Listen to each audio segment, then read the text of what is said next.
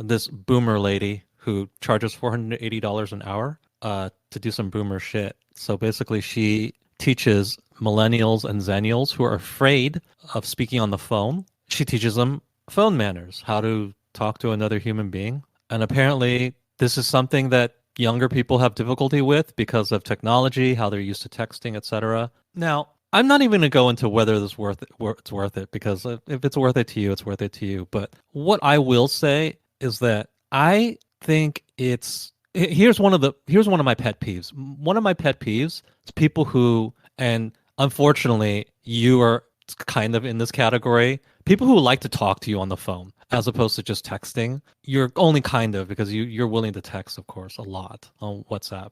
But some people are really insistent on talking to you, and they call you up, even if it's a minor thing that could have been accomplished through text. Things such as, I'm 10 minutes late or whatever, or where are you? Things like that, which really should be accomplished through text. They insist on calling you, and I think that that's inefficient, especially in a work context. Work is the worst when people at work insist on talking to me on the phone. I really just want to fire them. I just think it's suboptimal, inefficient, and I hate it. Do you talk to a Where lot of people at work, or are you of the same mind? are any of these people at work that want to call you? Are they any of them young? Or how old are these people? They're all old. It is a Okay. generational thing. They're all over 45. So it is a generational thing. I acknowledge that. But this is one of the situations where I just feel like one generation is correct and the other one is wrong. At least in a work context, I think that, yeah, it's just more efficient, especially when the communication is intra company. There's no need for us to be talking to each other. Let's just, Slack it or Teams it or email or whatever needs to happen. It's more efficient. It's good because you can leave the message and they'll get it whenever, as opposed to the phone where if they don't pick up, then suddenly I guess I have to call later. There's a big inefficiency right there. You're also capable of searching. So there's a catalog of all the communications you've had with people. So if people say, hey, did you ever talk to Joe about so and so? You can go right to your email or your Slack, search it, and say, yeah, I did on this date, and here's what I said. Whereas with phone, you have to rely on the terrible human memory, right? Which we Yeah. all know is not reliable. This is just more efficient. Now, the only time that I will grant you that this is suboptimal, not optimal, is if you're in sales or something, right? If you want to talk to somebody and convince them of something or cultivate a relationship, then of course the human voice is better. It's much more effective. Like if you just spam people with sales emails, we all know what that feels like. It's a spam. It's just junk to us, right? Whereas a person talking to us, it can still read like junk, but it can more often feel more personal, make an impression on you. So for sales, of course, for any kind of persuasion, then yeah, it does make sense to talk to somebody. But day to day, unless you're in sales, that's really not your reality. It's mostly just stuff like, hey, did you get this file? Stuff like that. Why do we need to talk to each other for that? I I don't mean, that understand. yeah, that sounds just stupid. But I mean, there's plenty of things that, of course, it would be faster to talk about over the phone, like any kind of design or any kind of like technical discussion. Oftentimes, better to have video. That's one Video thing I or don't under- voice? Video, right? uh, So, Video. Yeah, yeah, so yeah. if you can text or email, it's better, correct? Are you saying voice is better? No, no, no. I'm saying video is better than text in that case. Oh, okay. You see, I'm not even considering video. I've never video called anybody. It's either voice, just a regular old call, or it's Yeah. just text or message. Well, even voice would be preferable than just text only. Usually it's voice and text, right? If I need to talk about some piece of code, you can text it to them and then talk Right. about it over the phone. But Well, I I'm guess we kind of just surprised on revealed the this. difference in occupation because I'm not an engineer. Yeah. So that doesn't pop up for me. I just need to communicate something very simple and it just needs to be there for that person. And I need to have a record of it later. It's useful for me to do a screenshot or screen capture of something, right? But, okay, Um, I don't understand this article because don't most people, even young people, participate in Zoom calls, etc.? as part of their Well, work? apparently her clients don't. They're just not comfortable talking to people. I mean, does this, that's what I'm thinking, that maybe this is referring to a more specific context. Like they're fine, they might be fine at work, but then let's say they have this so-called phone phobia when communicating with a date or something. That's what I'm thinking.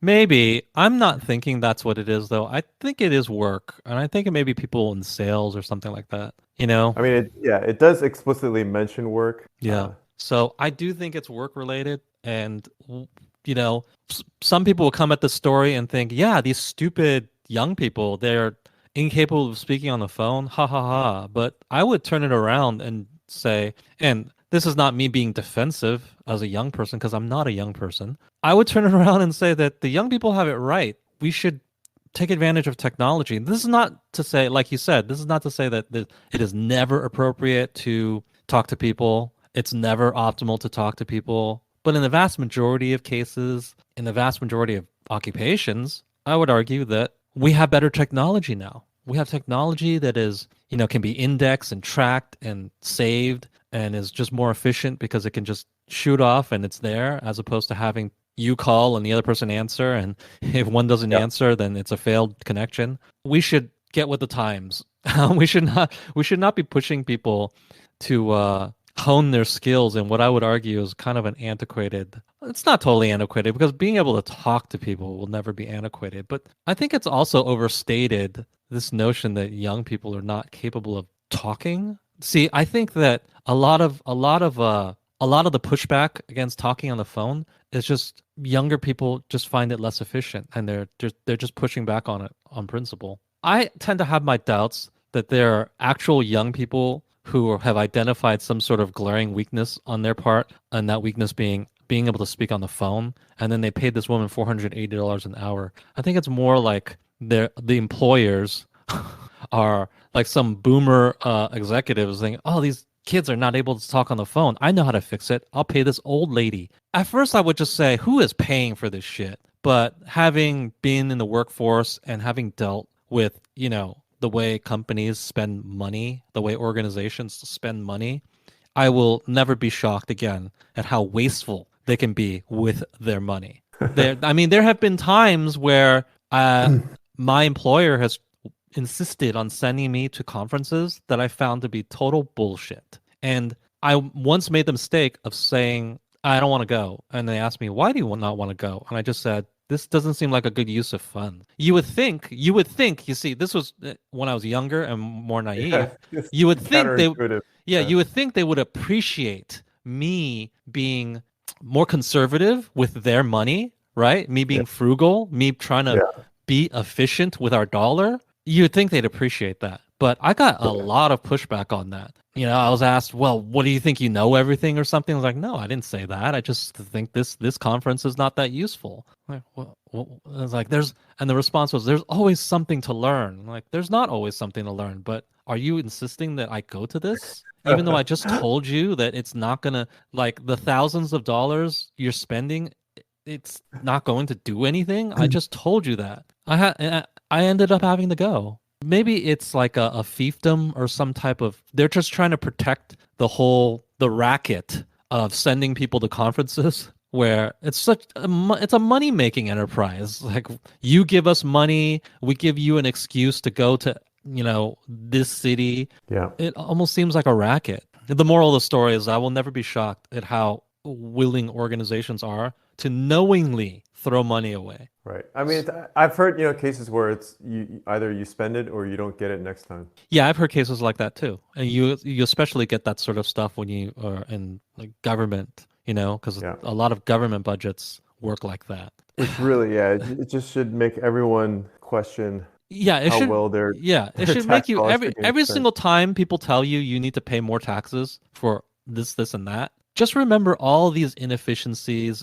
Just remember all of these wasteful expenditures, and just remember how a lot of the waste and the fat and the pork, a lot of it's built into the infrastructure of this whole thing. It's not even individuals deciding, to be wasteful. It's individuals rationally making decisions to be wasteful because that's where the incentive is. They're Yeah. incentivized to be wasteful, and therefore they, being rational human beings, they're wasteful because they were incentivized to do that. A lot of it comes from that. It's not even people just being mindless or stupid. Although there's plenty of that as well.